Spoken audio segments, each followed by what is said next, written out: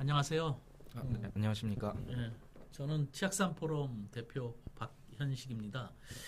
저는 그 원주에서 태어나서 원주에서 자라고 또 원주를 위해서 무엇인가 열심히 연구하고 원주의 자랑거리들을 찾는 그런 연구를 하고 있습니다. 우리 엄태권 회장님 본인 소개 좀 부탁드릴게요. 네. 저도 박사님과 마찬가지로 원주에서 태어나고 원주에서 자라온 엄태건입니다. 네. 이번에 제가 이 자리에 원주시 청년으로 자리를 하게 되었습니다. 네, 잘 부탁드립니다.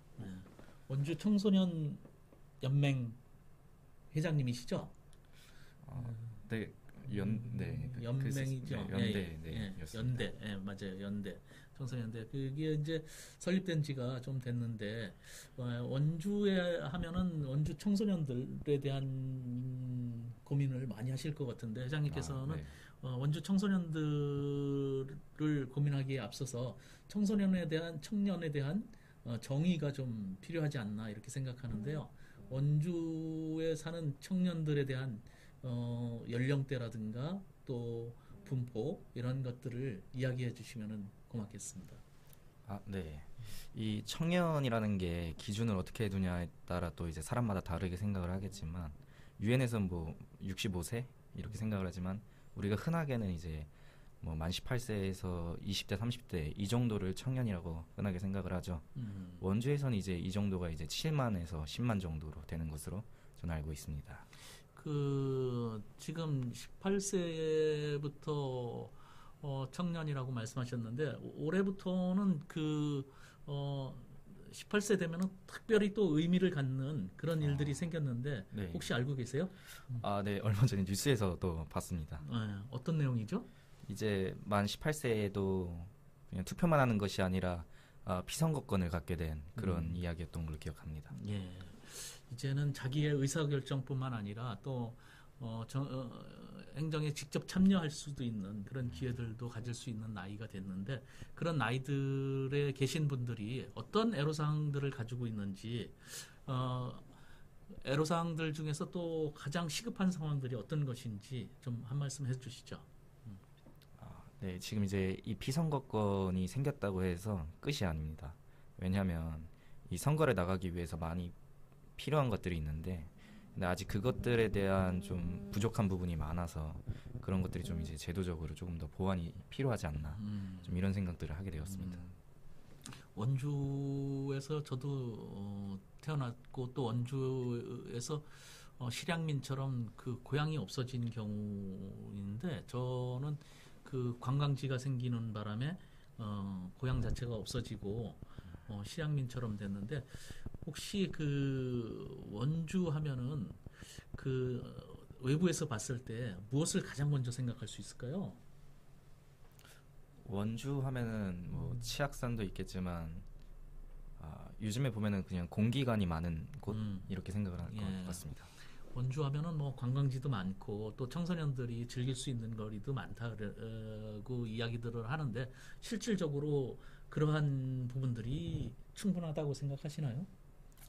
이게 소신껏 말씀을 드리자면 아직 뭐 출렁다리나 뭐 이런 것들이 뭐 20대, 30대가 즐기기에는 괜찮은가? 이런 생각은 조금 듭니다, 사실. 그 원주에 그렇다면은 어떻게 하면은 원주가 좀 더 많은 사람들이 관심을 가지고 또 원주의 청년들이 많이 몰려들 수 있는 그런 도시가 될 수 있을까요? 네, 제가 생각하기에는 이게 차별성이 가장 중요하다고 생각을 합니다. 그러니까 다른 지역에서 하고 다른 데에서 유명한 거 이런 것들을 끌어쓰는 것보다는 원주시만 가진 원주시가 가지고 있는 이런 것들을 잘 키워서 원주시가 다른 곳과 차별성이 있다. 우린 다르다. 이런 것들을 좀 보여줘야 굳이 여기로 올 수 있지 않나 이런 생각을 합니다. 예. 기성세대들이 생각할 때는 원주 하면은 군사도시라든가 또 교통의 뭐 사통팔달의 교통의 도시라든가 뭐 이런 생각들을 하는데 사실은 이 지금 지방 분권화되고 또 행정도시가 대전으로 또 세종시로 이렇게 옮겨가면서 사실은 원주가 예전처럼 그렇게 교통이 편리한 곳도 아니고 또 이렇게 다른 지역과 연계되기도 쉽지 않은 곳인데 그런 것을 뛰어넘으려고 한다면은 청년들에 대한 관심들이 더 많아져야 되는데 원주에 있는 청년들이 세계적인 청년들과 어깨를 나란히 하려고 한다면은 결국은 원주에 있는 청년들을 위해서 어떠한 정책들을 펼쳐야 될까요? 일단은 이 청년들이 외부로 나가는 것을 최대한 억제하는 정책들이 많이 필요하다고 생각을 합니다. 그러니까 서울이 아니어도 원주가 좋은 이유들을 충분히 청년들에게 납득시킬 수 있어야 한다고 생각을 합니다. 청년 문제 하면은 그렇게 그 자기의 끼를 발산할 수 있는 그런 계기들이 되는 것이 중요한데 네. 그것과 또 하나의 문제라고 한다면은 결혼 문제라든가 이런 부분들도 이야기를 들 수가 있을 테고 주거 문제라든가 이런 부분들도 같이 이야기를 할 수가 있을 텐데 그런 부분에 대해서는 어떻게 생각하시는지?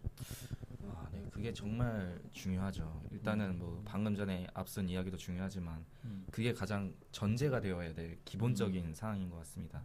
왜냐하면은 이거는 모든 지역을 통틀어서 청년들이 결혼하기도 힘들어하고 집 사기도 힘들어하고 참 이런 문제들이 일단은 가장 선제적으로 해결돼야 된다고 생각을 합니다. 예. 그러한 문제들을 해결할 수 있는 곳이 있는데 혹시 원주 청년관이라고 들어보셨나요? 네. 여기서 뭐 단체 활동을 했었던 경험이 있습니다. 그래요. 제가 회장님을 만난 것도 그러한 계기였었던 것 같은데 원주 청년관은 1958년도에 설립된 기독교 대한감리교 교육국 산하의 기관으로서 선교사와 헌님들의 헌신과 또 지역사회의 복음화에 힘쓴 감리교 목회자님들과 또 평신도들이 협력으로 출발하였는데 지역사회와 교회를 연결하는 중심적인 다리 역할을 감당하였던 원주 청년관은 교회뿐만 아니라 지역사회와 함께하는 좋은 유산을 가지고 있다고 생각합니다. 저희가 어렸을 때부터도 청년관이 있었었기 때문에 이곳을 왔던 기억이 있는데 앞으로 이 청년들이 더 많은 관심을 가지고 원주 청년관에 와서 원주 청년이 든든히 서는 아름다운 세상을 꿈꿔보면 좋을 것 같습니다. 네. 오늘 특별히 또 더 질문하실 것이 있나요? 제가 질문을 다 했죠.